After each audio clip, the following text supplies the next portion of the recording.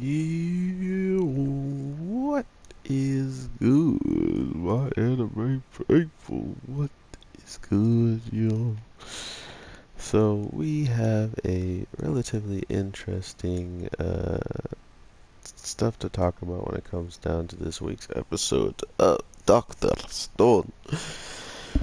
This was probably one of the better episodes of Doctor Stone out there, and it wasn't anything really to do with our main character we've been following up to this point. So that was pretty crazy to think that they would pretty much have such a good follow-up out of not only telling the story of, our main characters in this crazy world they're stuck in, but to then give us a good explanation as to, um, what was going on back in the time before this even transpired.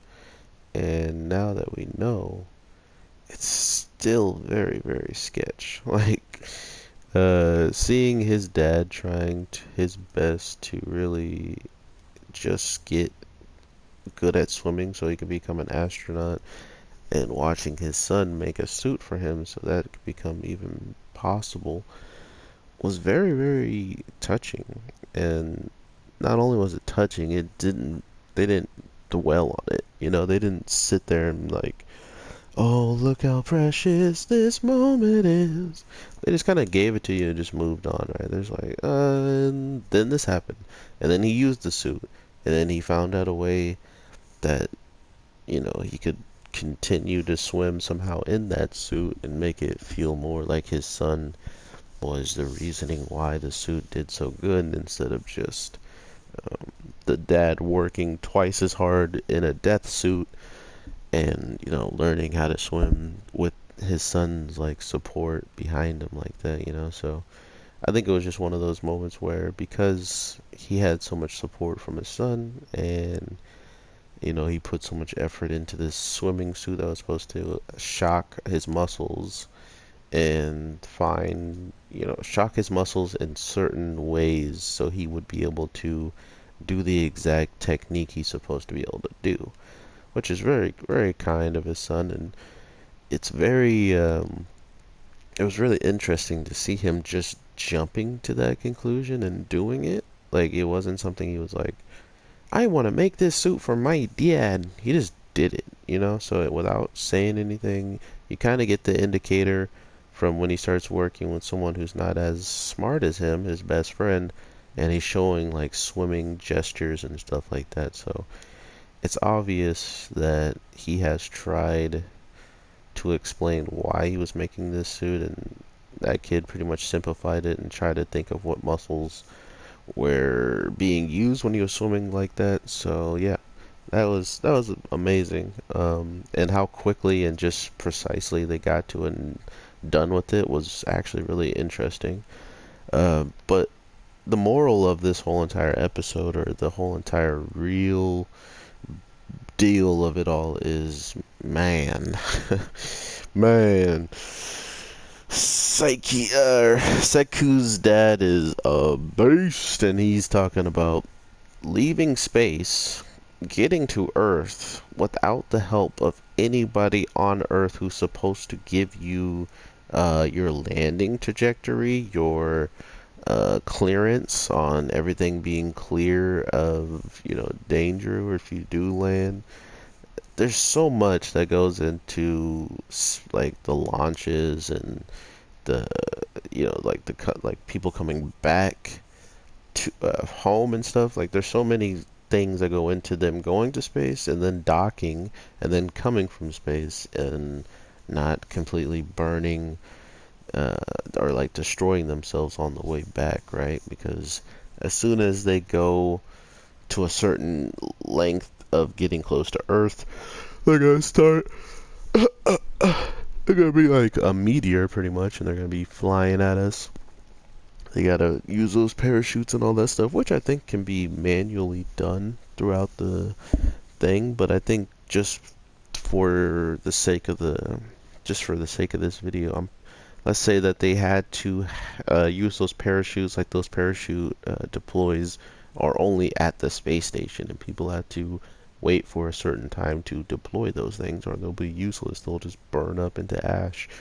So it's these types of things that make you really wonder what is going on through the father's mind of how to get home, and how does he do it, or how does he get any of them home, because somehow, some way, his father was the first person to create a village, and he named the village after his last name, which is crazy if this is how all this works. And I absolutely love it. Um, it's dumb, dumb smart. And to think that they went from like this huge, like I was saying, it was like an arc to get this girl this medicine and get her to be taken care of, to then finally getting it done and being able to see her, actually a little bit more healthy and, walking around and stuff. I mean, she's pretty much fine. She was sprinting and all that other stuff, but time will tell and see if she can, like, do more things that she probably loves to do, like sing, seeing how her mother is seemingly the person who told them about gorillas and told them about the hundreds or whatever that was, and it was about his father. So supposedly these girls, are like the blonde girls, could be his like sisters in a way. So it's the craziest thing now what's going on, and to think that we're left yet again on a cliffhanger of the dad figuring out how to go to Earth and to save everybody. It's amazing, and I truly, truly do love Dr. Stone right now. And this is another reason why I'm telling everybody and praying that we can just show how much appreciation we have for certain shows when they get these amounts of episodes to flesh out these characters to go. So imagine if we had 12 episodes and they had to stop.